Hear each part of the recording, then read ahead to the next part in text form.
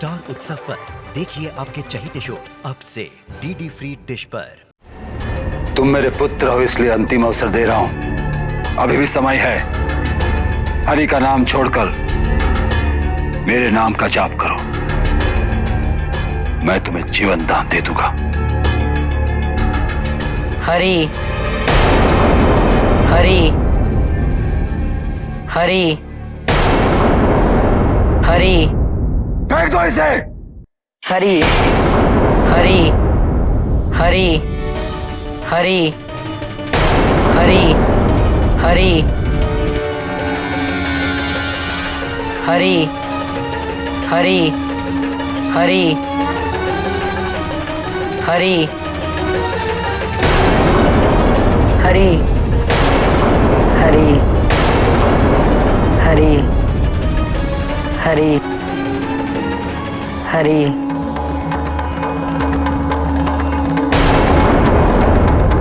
महाराज, युवराज तो सुरक्षित हैं। मूर्ख! इसमें प्रसन्न होने की क्या बात है? तीरों की वर्षा करो। जो आज्ञा महाराज।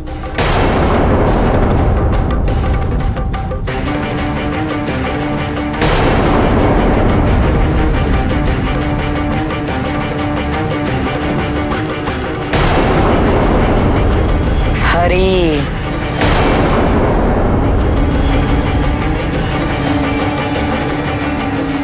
हरि हरि हरि हरि हरि हरि हरि प्रहलाद! हरि। मैं तुझे अपने हाथों से मृत्यु नहीं देना चाहता था, किंतु अब कोई विकल्प नहीं बचा है। नहीं भैया,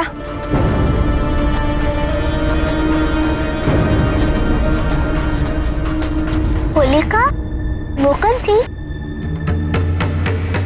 होलिका हिरण्यकश्यप की बहन।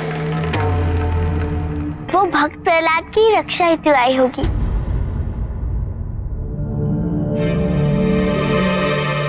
नहीं, मैं यहाँ प्रहलाद की रक्षा करने नहीं, उसका वध करने में तुम्हारी सहायता हेतु आई हूं। तुमने स्वयं को इस संसार का ईश्वर घोषित किया है। यदि तुम अपने हाथों से अपने पुत्र का वध करोगे तो संसार में जो संदेश जाएगा वो उचित ना होगा। किंतु तुम प्रहलाद का वध कैसे करोगे?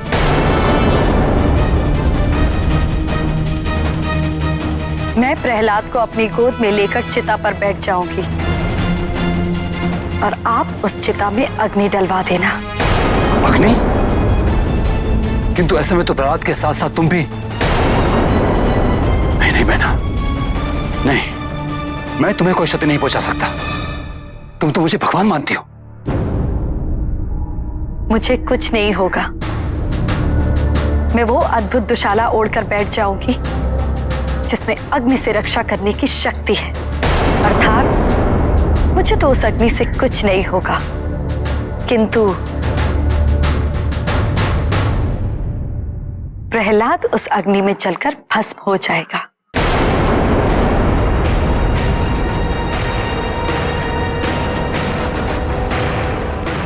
ठीक है होलिका, तो भस्म हो जाने तो प्रहलाद को। हरि योजना अनुसार एक चिता लगाई गई। होलिका प्रहलाद को उस चिता के पास लेकर आई और उसने उसे बताया वे दोनों इस चिता पर बैठेंगे और चिता को अग्नि दी जाएगी।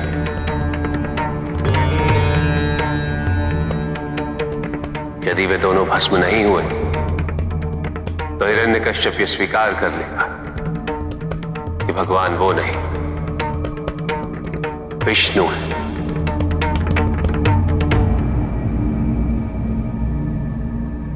होलिका ने प्रहलाद से कहा कि भगवान विष्णु के प्रभुत्व को सिद्ध करने के लिए इससे अच्छा उपाय कोई नहीं। प्रहलाद ने क्या कहा होगा?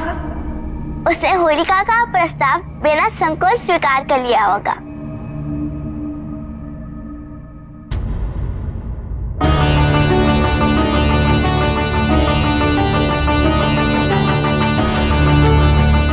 हरि हरि हरि हरि हरि हरि क्या मैं इसे एक अंतिम अवसर दूं? हरि नहीं नहीं, वो मेरा पुनः अपमान करेगा। हरि हरि हरि हरि हरि हरि हरि हरि हरि हरि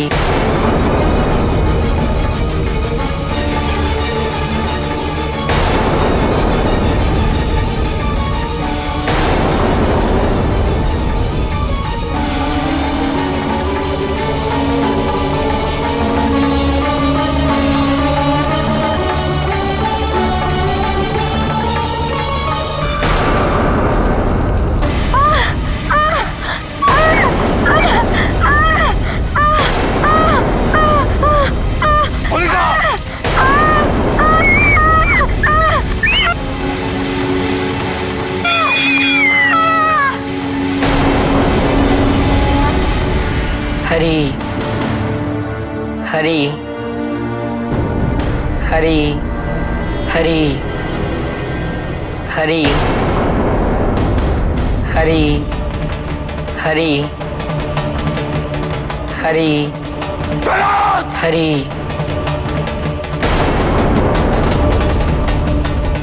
बांधो इसे स्तंभ पर। देख क्या रहे हो? बांधो।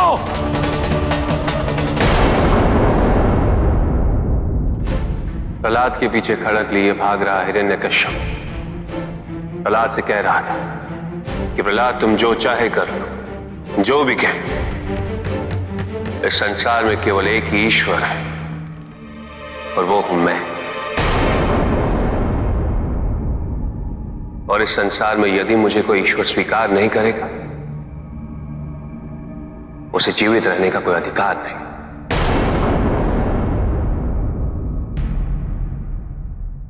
आज तक जिसने भी मेरी अवज्ञा करने का प्रयास किया है, उन सबको मैंने मृत्यु दी है। मृत्यु। यदि मैं अपने पुत्र को जीवित छोड़ दूं, तो क्या कहेगा संसार? कि स्वयं को भगवान मानने वाला हिरण्यकश्यप को तो उसकी अपनी संतान ही भगवान नहीं मानती। किसी को मेरा भय नहीं होगा यदि अपना पुत्र मुझसे भयभीत नहीं होगा। सच्चे हरि भक्त को भय कैसा? फिर क्या हुआ पिताजी? विष्णु जी ने कैसे रक्षा की भक्त प्रहलाद की? अवतार लिया होगा ना भगवान विष्णु जी ने, है ना? अवतार लिया था ना?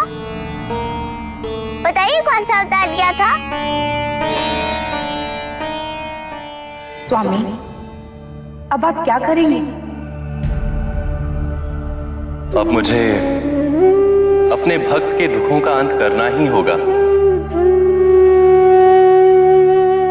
और ये हिरण्यकश्यप के अंत के साथ ही संभव है।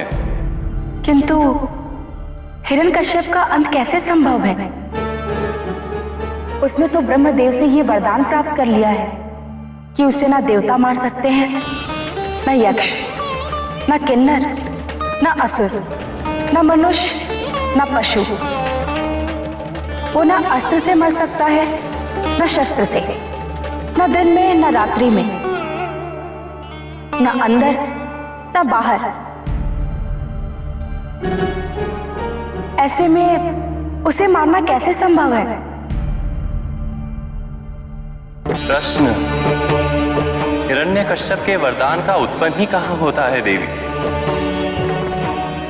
ये प्रश्न तो है प्रहलाद की भक्ति की शक्ति का। यदि प्रहलाद जैसा भक्त हो तो हर असंभव कार्य संभव करना मेरा दायित्व है। अब समय आ गया है मेरे नरसिंह अवतार लेने का।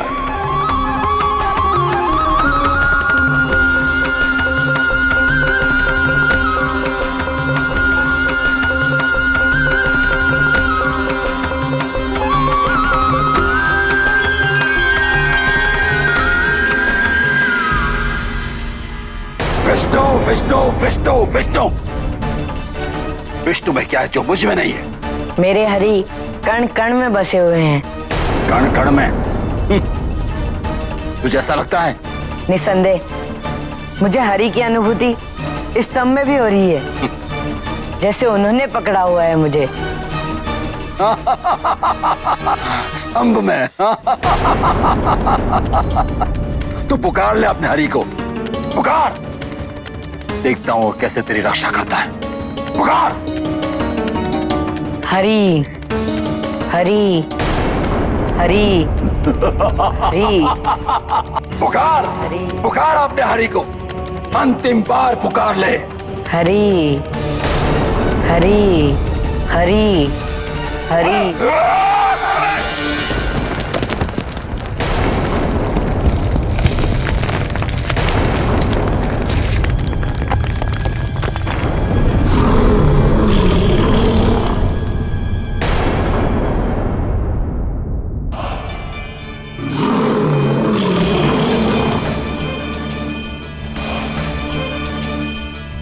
कौन हो तुम? कौन हो तुम? हरि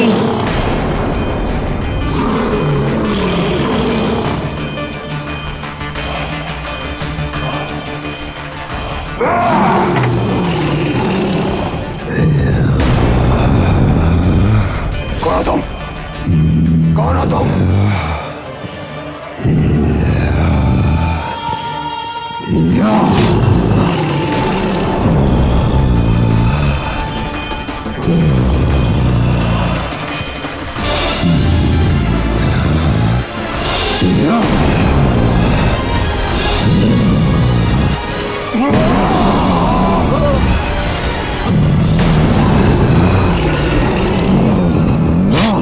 ना तुम घर के अंदर हो, ना बाहर हो, ना धरती पर हो, ना आकाश में। मैं ना तो देवता हूँ और ना ही असुर हूँ, और ना ही मनुष्य हूँ और ना ही पशु हूँ। न दिन है ना ही रात, और मेरे पास कोई अस्त्र भी नहीं है। केवल ये नख है, नख अर्थात तुम्हारी मृत्यु का पूर्ण संयोग है हिरण्यकश्यप।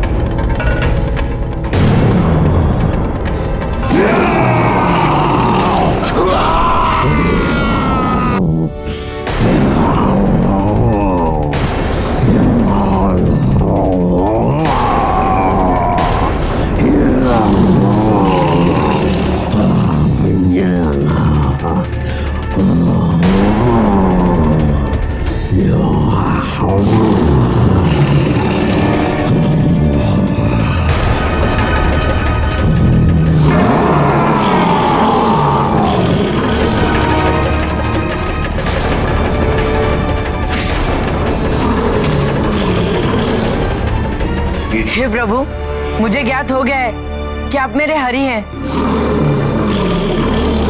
मेरी आपसे प्रार्थना है, आप शांत हो जाइए और अपने वास्तविक रूप में आ जाइए।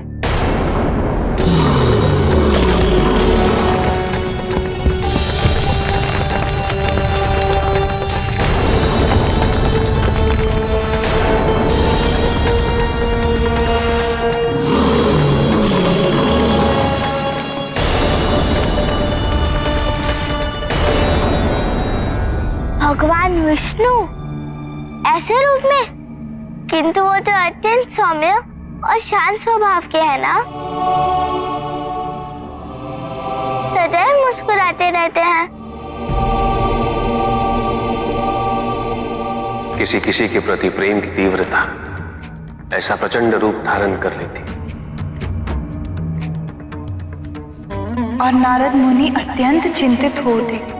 उन्होंने देवी लक्ष्मी से कहा कि हिरण्यकश्यप का वध करने हेतु नारायण ने ये अनोखा और भयंकर रूप तो धारण कर लिया, किंतु हर अवतार के साथ उसका स्वभाव जुड़ा और नारायण ने भी अपने विष्णु स्वरूप को भूलकर नरसिंह का स्वभाव अपना लिया।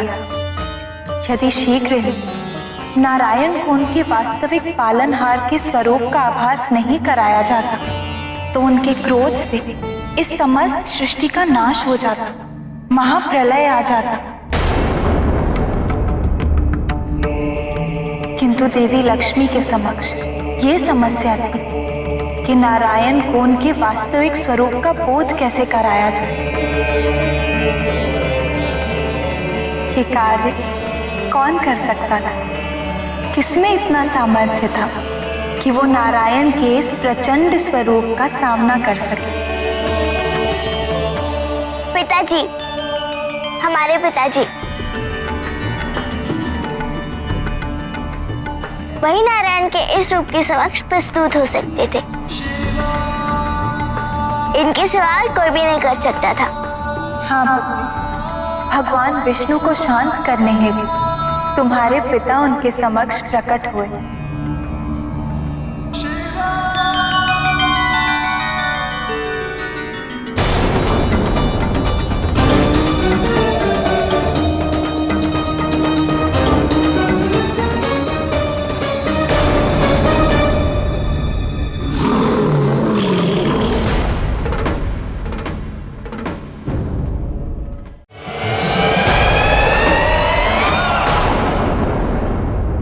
क्या हो रहा है?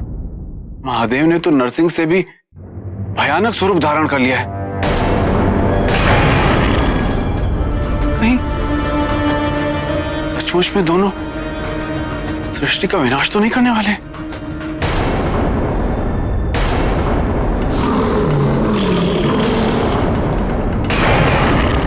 यदि इन दोनों में युद्ध हुआ तो परिणाम प्रलय से कम नहीं होगा।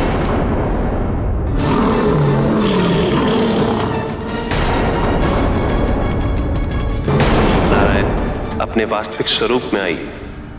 आपने जिस उद्देश्य हेतु ये नरसिंह अवतार लिया वो पूरा हुआ नारायण।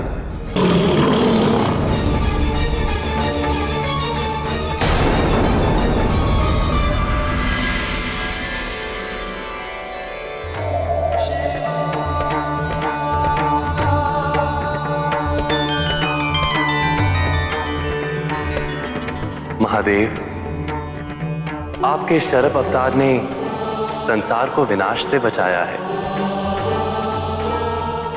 आज से आपको सर्वेश्वर के रूप में भी पूजा जाएगा।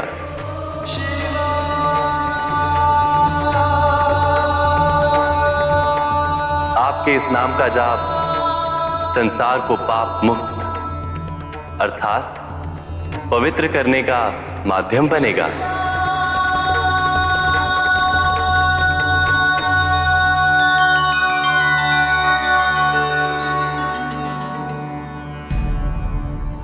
और ये कथा थी भगवान विष्णु के नरसिंह अवतार।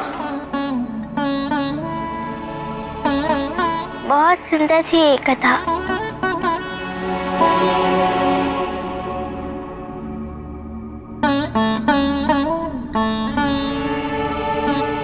क्या सोच रही हो पुत्री? यही कि इतना असुरों का वध करने के बाद संसार से उनका संकट टल क्यों नहीं जाता?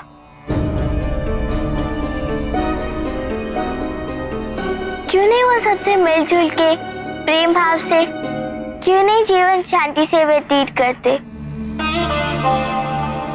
शत्रु असुर नहीं, अपितु मन में उत्पन्न होने वाला लोभ, अहंकार और महत्वाकांक्षा है।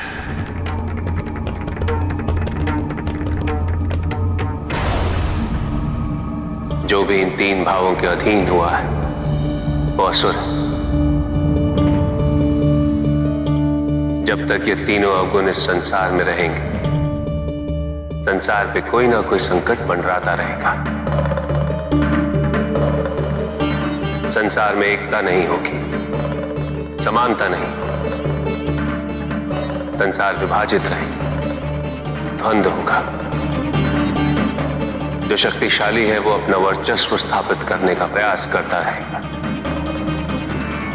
जो निर्बल है उस पर सदैव अत्याचार होता रहेगा।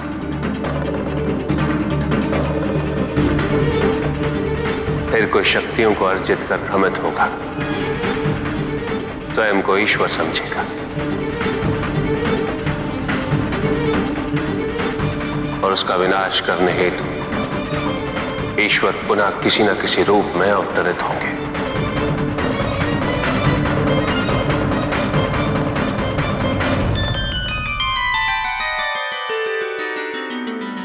ओम नमः शिवाय। ओम नमः शिवाय। ओम नमः शिवाय। पुत्र कार्तिकेय, कार्तिकेय,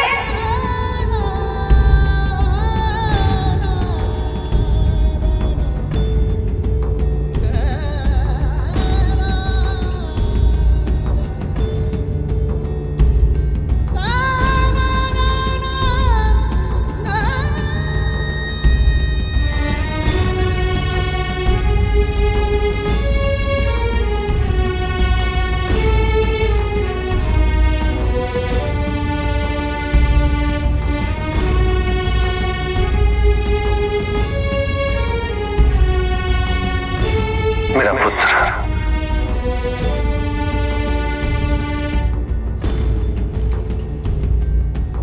एक पिता होने के नाते मैं तुम्हें अपना आशीर्वाद और परम विद्या देता हूं।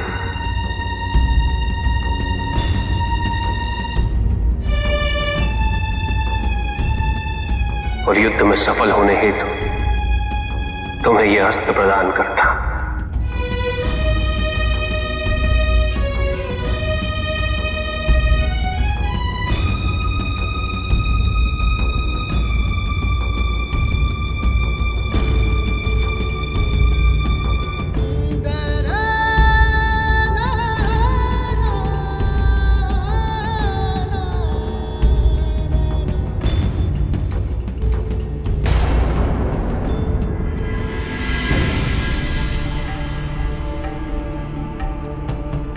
क्या कारण है कि आज मन एकाग्र नहीं हो पा रहा?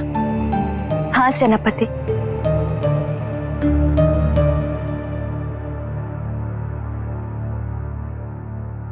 क्योंकि आपका मन आपके माता पिता और आपकी बहन को ढूंढ रहा है। संभवतः,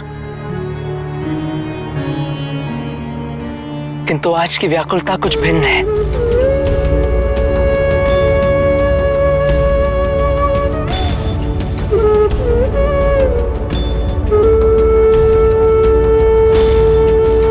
आज सहसा मुझे अपनी बहन को देखने की प्रबल इच्छा हो रही है।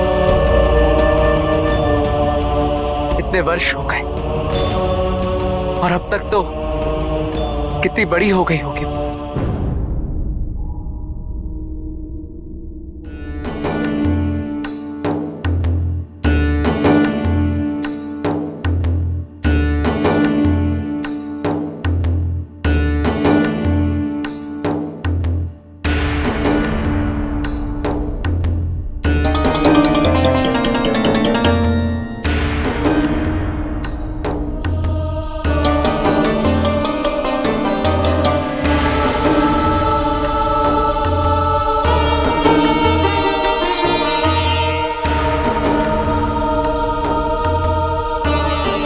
क्या देख रहे हैं स्वामी?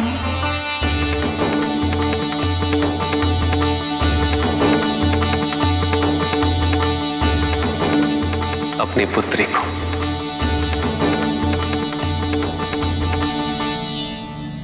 देखते ही देखते कितनी बड़ी हो गई है हमारी पुत्री, पता ही नहीं चला। तो बहुत देर से किसी गंभीर सोच में डूबी है हमारी पुत्री। क्या हुआ है उसे? कोई चिंता सता रही है? हाँ, आओ हम स्वयं पूछते हैं।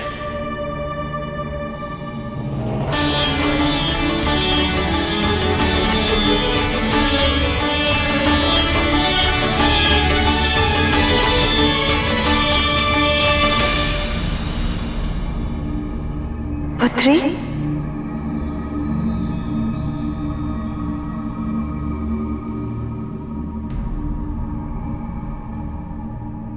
क्या सोच रही हो पुत्री?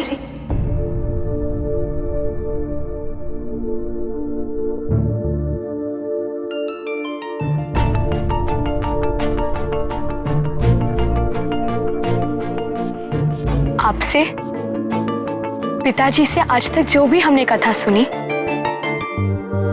प्रत्येक कथा में तपस्या का वर्णन व महत्व होता है।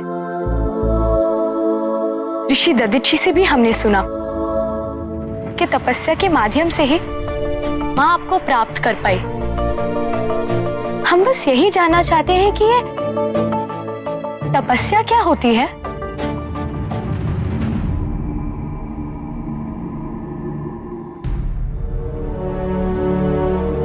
महादेव, माता, कैलाश, नंदी और देवगण, इन सब की स्मृतियां तो आप अपने साथ लेकर आए थे, किंतु आप अपनी बहन से अभी तक नहीं मिले और ना ही उन्हें देखा है। केवल आपके मन में एक छवि है उनकी, एक कल्पना कि वो कैसी दिखती होंगी। इसीलिए ये व्याकुलता। नहीं देवी, मुझे ऐसा आभास हो रहा है कि वो भी मुझे मिलने के लिए उतनी ही व्यग्र है जितना कि मैं हूं, और यही कारण है कि मेरा ध्यान बार बार टूट रहा है।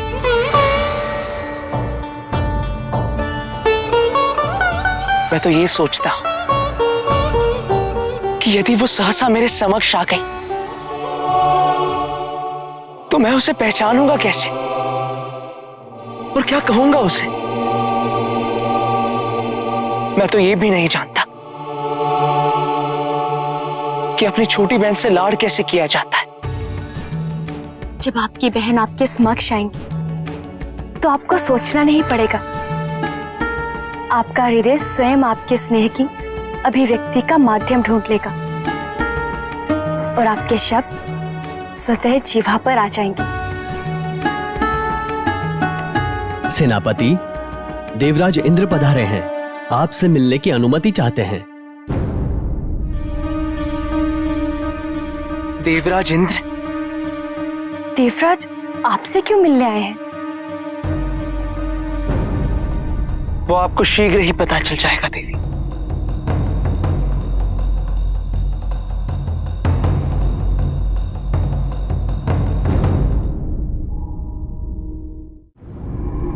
तपोध्वंद सहना किसी भी निश्चित ध्येय हेतु शरीर को तपाने की प्रक्रिया। शरीर को तपाने की? अग्नि से? नहीं पुत्री, अग्नि से नहीं, अपितु सब कुछ त्याग के, कठिन से कठिन परिस्थिति को सहर्ष अपना के, कष्ट से सह किंतु उसके लिए सुख को त्यागने की, कठिनाइयों को अपनाने की, कष्ट सहने की आवश्यकता क्यों? आवश्यकता है पुत्री। जिस प्रकार अग्नि से तप करके सब कुछ पवित्र हो जाता है, उसी प्रकार तपस्या रूपी अग्नि से पाप मिटते, पुण्य अर्जित होता है, शरीर व मन पवित्र होता है। यही एकमात्र मार्ग है जो व्यक्ति को ईश्वर की ओर ले जाता है।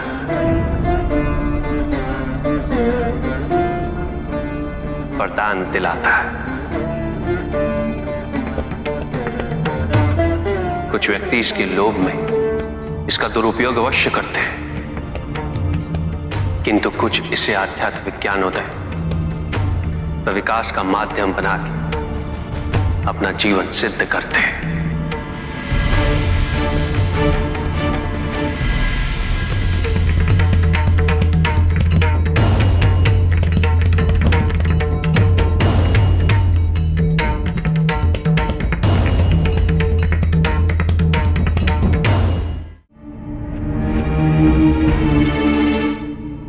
पार्वती,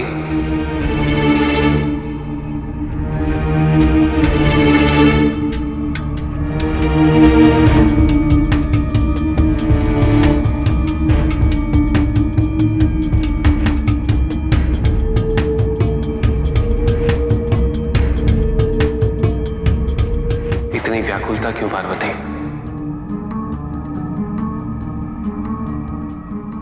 अब आप अशोक सुंदरी को और कथाएं मत सुनाइए स्वामी। आप मुस्कुरा रहे हैं, आपको चिंता नहीं है? तपस्या करके व्यक्ति वर्षों तक एकांतवास में चला जाता है, अपना सब कुछ त्याग के।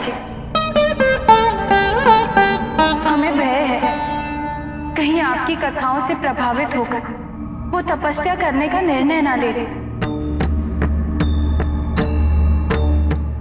तुमने भी तो मुझे पाने के लिए तपस्या की थी। भला तुमसे अधिक तपस्या का अर्थ कौन समझ सकता है?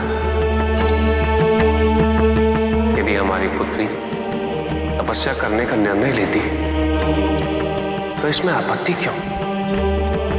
अब हमारी चिंता नहीं समझेंगे स्वामी। मैं समझ सकता हूं पार्वती।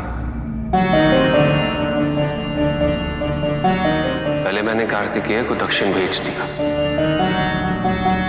तो तुम अकेली पड़ गई, और अब हमारी पुत्री जो तुम्हारी सखी समान हो चुकी है,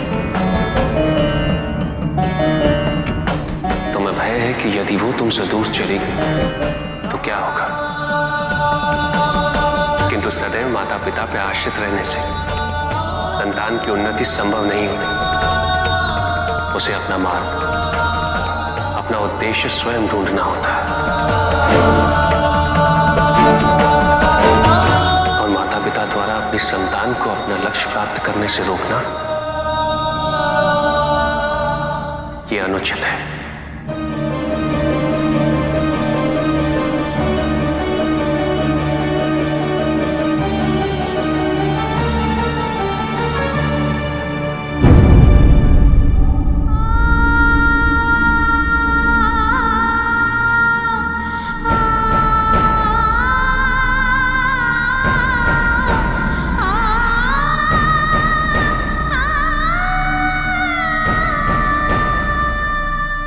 हम शत्रु नहीं हैं अपनी पुत्री के।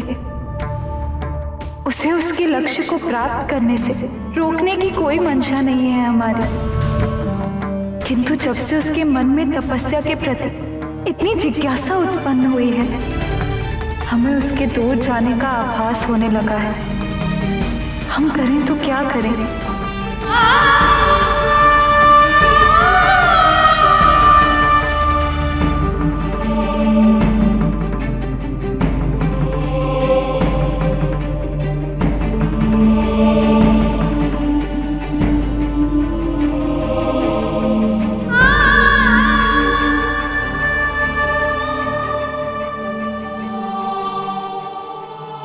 पुत्री,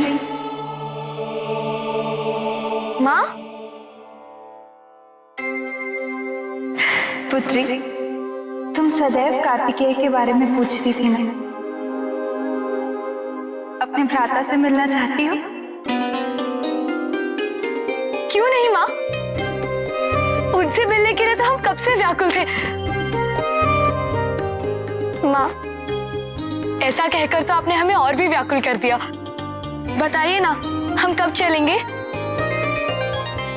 हम अभी स्वामी से आग्रह करते हैं कि वो हमें कार्तिकेय के पास ले चले। शीघ्र क्यों? हम आज ही चलें। सच पिताजी? हाँ, अपनी पुत्री को उसके भ्राता से मिलाने में मैं पहले ही बहुत विलंब कर चुका हूं। अब और नहीं।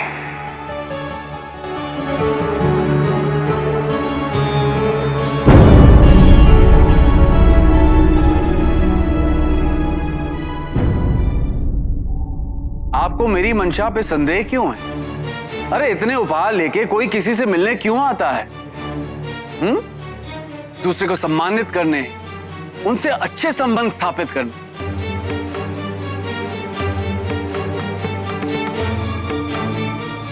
पिछली बार जब कार्तिकेय से भेंट हुई थी तब परिस्थितियां विपरीत थी। कार्तिकेय अबोध था। उसके मन में मेरे प्रति ईर्ष्या उत्पन्न हो गई थी कि महादेव ने स्वर्ग का आधिपत्य मुझे सौंपा और उसे नहीं। कार्तिकेय को कैलाश छोड़ यहां आना पड़ा।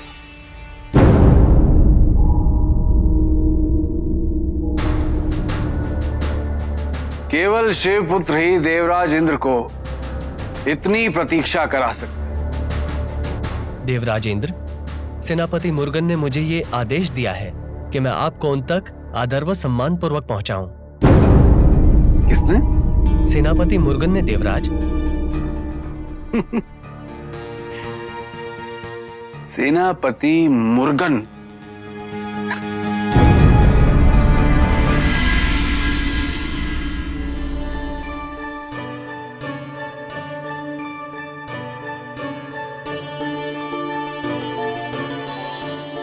माँ, हमें तो कुछ समझ में नहीं आ रहा है। आप भी हमारी सहायता नहीं कर रही हैं। हम तो पहली बार भैया से मिलने वाले हैं। आप ही को पता होगा ना कि उन्हें क्या अच्छा लगता है, क्या नहीं। बताइए ना, हमें उनके लिए क्या भेंट लेकर जानी चाहिए जिसे देख के वो प्रसन्न हो उठे। पुत्री, हम अवश्य जानते हैं कि कार्तिकेय को क्या अच्छा लगता है और हमने उसी के अनुसार व्यंजन भी बना लिए। किंतु तुम उसे क्या भेंट दोगी कि हम कैसे बता सकते हैं।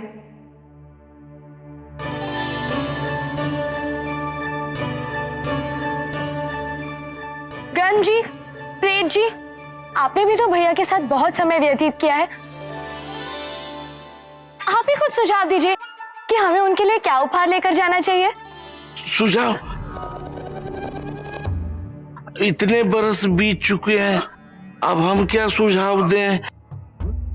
हाँ हाँ, इतने वर्ष बीत चुके हैं, अब पता नहीं उन्हें क्या अच्छा लगता होगा और क्या नहीं।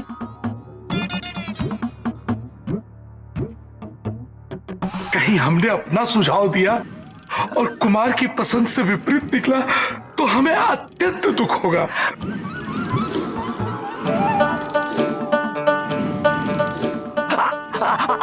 सूझ गया, हमें सूझ गया।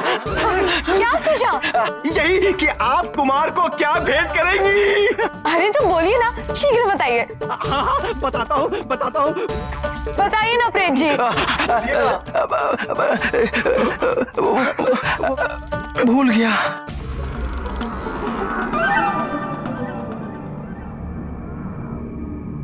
पिताजी, आप ही बताइए ना, हम उनके लिए क्या लेके जाएं? पुत्री, तुम अपने भ्राता कार्तिकेय से पहली बार मिलने जा रही हो। इससे अधिक प्रसन्नता कार्तिकेय को किसी उपहार से नहीं मिलेगी। किंतु हम बिना कुछ लिए नहीं मिलने जाएंगे उनसे। बताइए ना पिताजी, आप तो सारे जगत की सहायता करते हैं, हमारी नहीं करेंगे अपनी पुत्री की?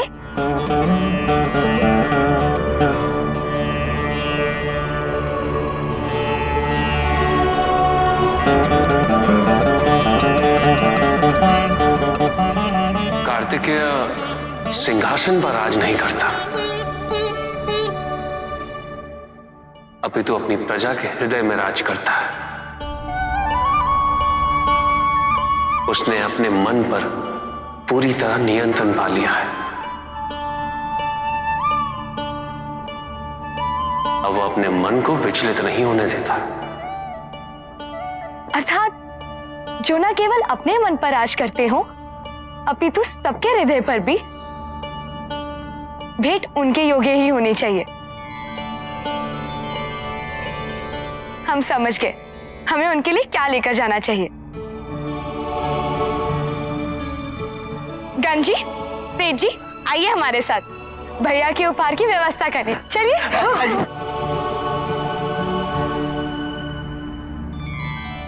कल्याण।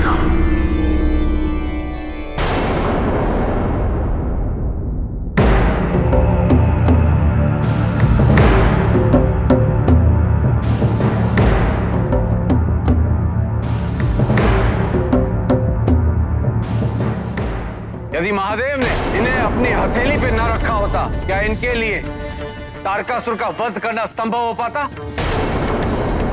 क्या आप इस विजय का श्रेय अपने से कहीं अधिक अपने माता पिता को नहीं देना चाहेंगे?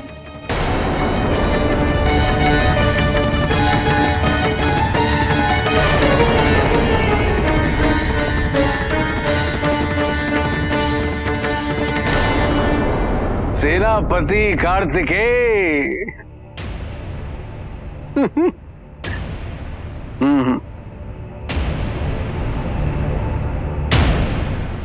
सेनापति मुर्गन,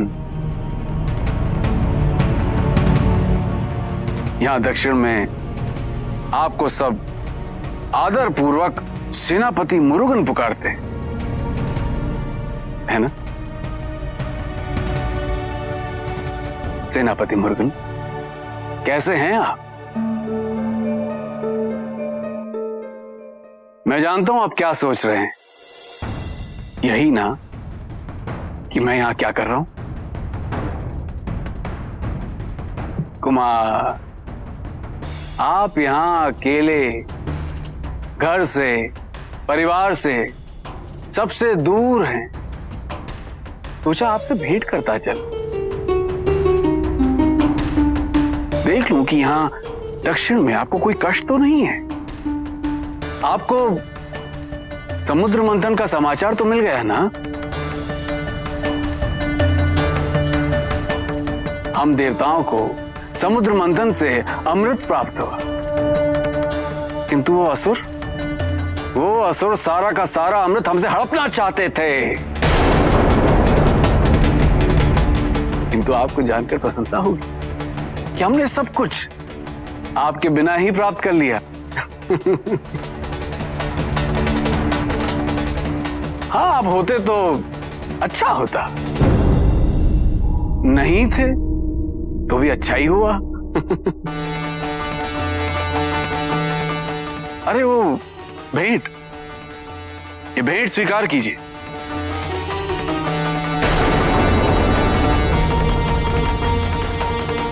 आने का समय ही नहीं मिल रहा था, इसीलिए थोड़ा विलंबित हो गया। लीजिए लीजिए। एक राजा की ओर से उसके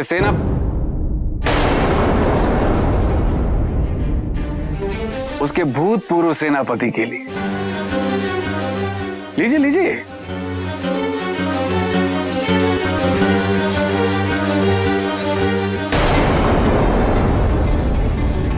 लीजिए लीजिए।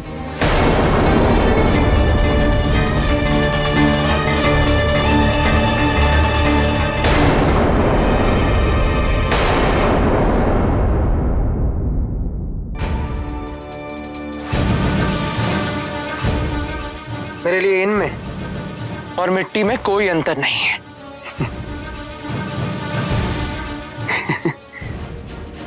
प्रतीत होता है कि आप ये बात अब तक नहीं भूले कि महादेव ने स्वर्ग का राजा मुझे चुना और आपको नहीं। प्रतीत होता है कि आप अभी तक नहीं समझे कि यह सिंहासन के बारे में नहीं है, और यदि मोह सिंहासन का भी होता ना, तो वो मैं आपसे ले ही लेता। अब तक तो आपको इतना विश्वास हो ही जाना चाहिए,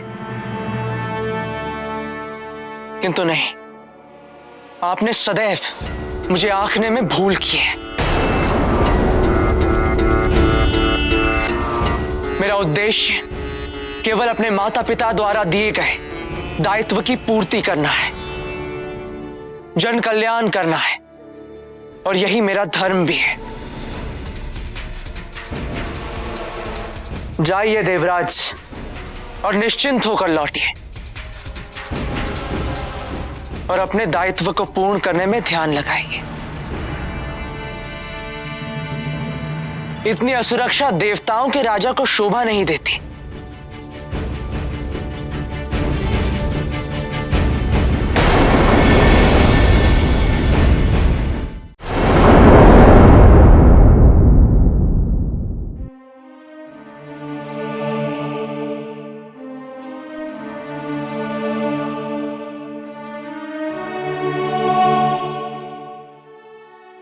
कार्तिकेय,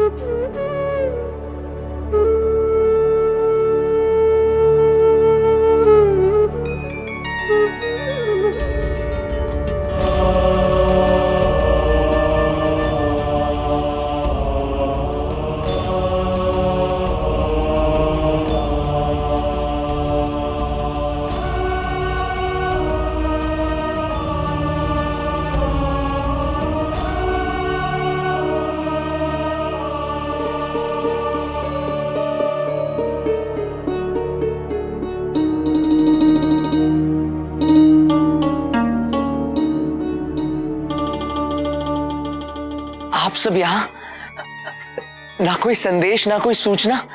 सूचना देते तो अपने पुत्र के मुख पर ऐसी प्रसन्नता, ऐसा आश्चर्य देखने को कैसे मिलता। इतने वर्षों का विछोह है या अपने पुत्र से पुनः मिलने का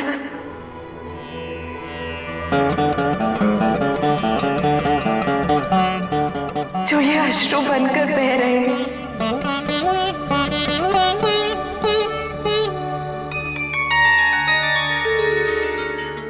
जाओ, धनप्रिय तुमसे मिलने हेतु व्याकुल है।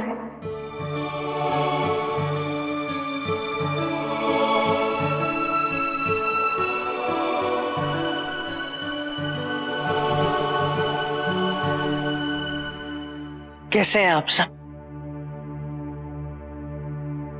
अच्छे ही होंगे। अब सताने के लिए मैं जो नहीं हूं। हमें ज्ञात नहीं था आपसे अधिक आपकी स्मृतियां सताएंगी हमें।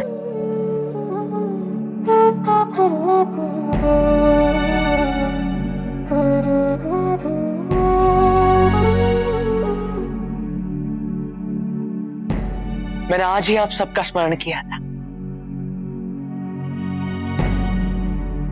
और मैं विचलित हो उठा, किंतु सबसे अधिक स्मरण तो मैंने अब मेरी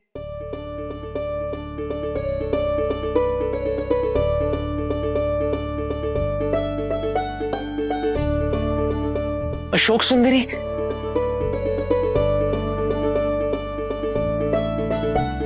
मेरी बहन वो नहीं आई।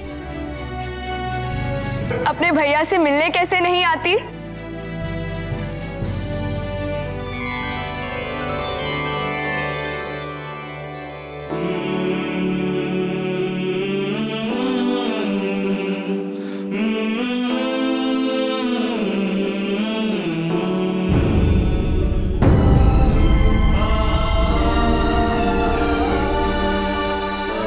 कितना सुना था आपके बारे में हमने सबसे। आपने हमारे बारे में नहीं सुना था? सुना था। कभी हमसे मिलने की इच्छा नहीं होती थी?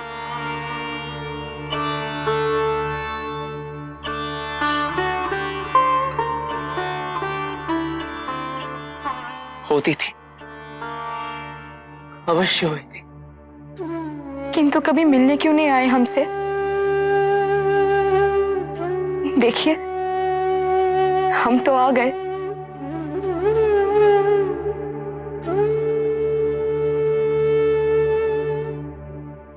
महादेव, माता, कहीं मैं स्वप्न तो नहीं देख रहा? इस भूमि पे पुनः आपके चरण कमल पड़े हैं। यहां जन्म लेने वाला प्रत्येक व्यक्ति धन्य हो गया है।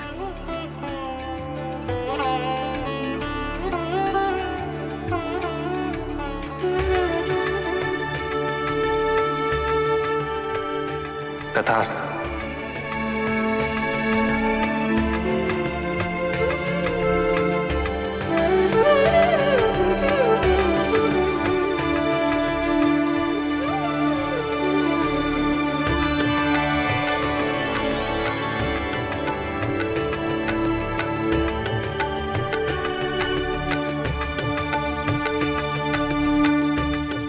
मुझे क्षमा कर दीजिए। क्षमा नहीं मीनाक्षी, हम तो स्वयं तुम्हारी ऋणी हैं। तुमने कार्तिकेय को अपनी संतान के भांति अपने वात्सल्य से सुखी रखा। इसका महत्व एक मां ही समझ सकती है। भैया, हमें अपना महल नहीं दिखाएंगे? दिखाऊंगा, अवश्य दिखाऊंगा। पहले भोजन तो ग्रहण कर लो।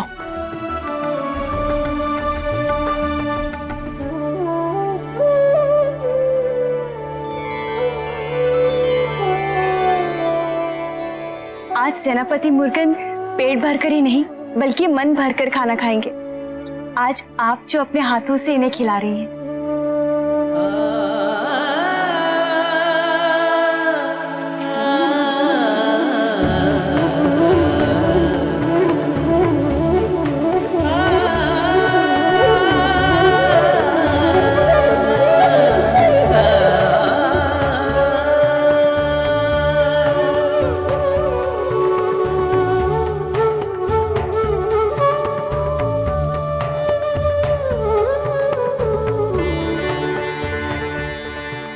माँ, हम भी भैया को खिलाए?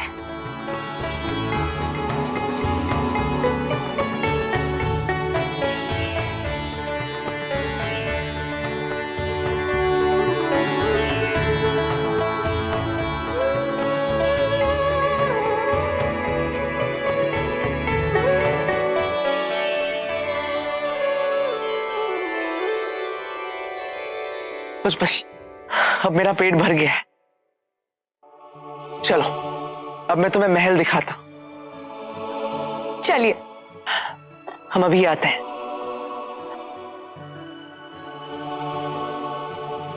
चलिए। दोनों भाई बहन में कितना प्रेम है ना स्वामी। हाँ पार्वती,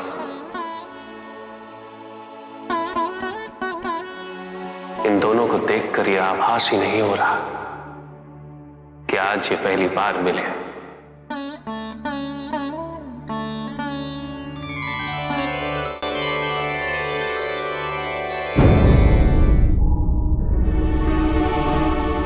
कितनी शांति है यहाँ। यहाँ मैं तपस्या करता। तपस्या? आप तपस्या करते हैं? पिताजी सदैव कहते हैं कि सभी प्रश्नों के उत्तर हमारे भीतर ही हैं। और तपस्या द्वारा मैं अपना मन एकाग्र करने का प्रयास करता, अपनी इच्छाओं और अपनी इंद्रियों को वश में रखने का प्रयास करता।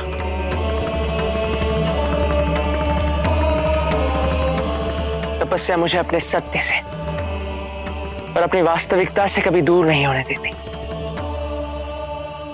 कभी भ्रमित नहीं होने देती। मुझे निरंतर आध्यात्मिक उद्विकास और उत्थान, जो कि प्रत्येक जीवन का उद्देश्य है, उसका एकमात्र उपाय है तपस्या। तो क्या हमें भी तपस्या करनी चाहिए? जिसके पिता स्वयं योगेश्वर हो और जिनकी माता स्वयं आदि शक्ति पार्वती, उसका तपस्वी बनना पूर्व नियत ही नहीं, अभी तो उसका धर्म है। और यदि तुम तपस्या से विमुख रहे तो तुम्हारा व्यक्तिगत विकास, तुम्हारी आत्मोन्नति संभव कैसे हो पाएगी बहन?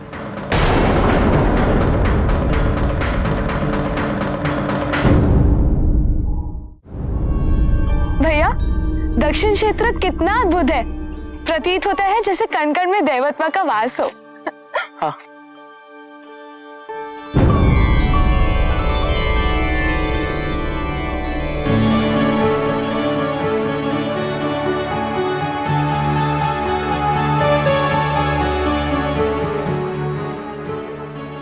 भैया ये तो। हाँ, दक्षिण आने के पश्चात मैंने यहाँ एक छोटा सा कैलाश बसा लिया था।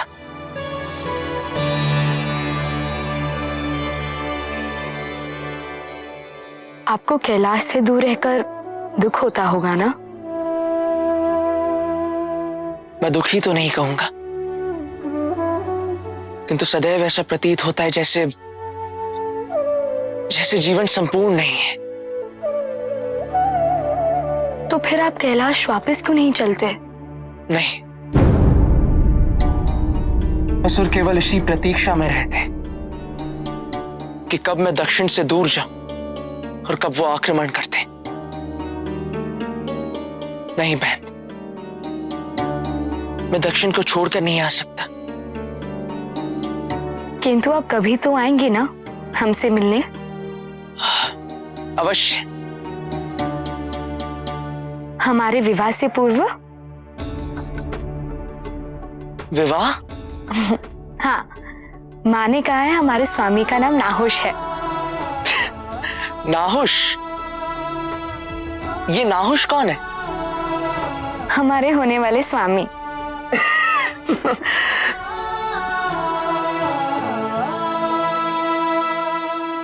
तुमसे एक बात कहूं,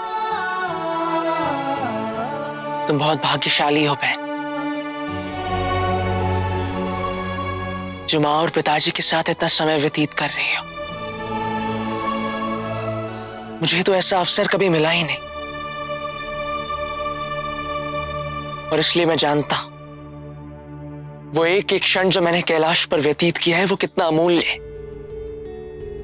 और इसी प्रकार जो तुम्हारा एक एक क्षण कैलाश पर माता पिता के साथ व्यतीत हो रहा है,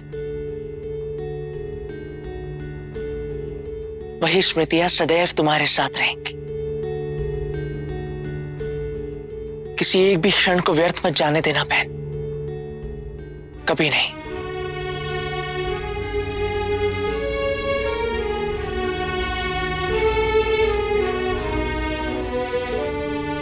मैं प्रतिदिन तरसता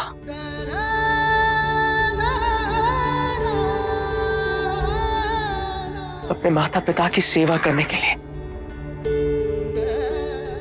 उनके चरण स्पर्श करने के लिए, उनके दर्शन पाने के लिए, उनके मधुर स्वर से अपना नाम सुनने के लिए।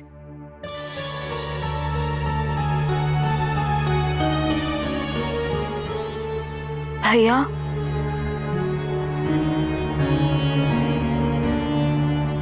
तुम ये बता, क्या माँ मेरा स्मरण करती है? करती थी, किंतु हमारे जन्म से पूर्व। जब से हमारा आगमन हुआ है, आपके विषय पर चर्चा होते अधिक नहीं सुनी हमने।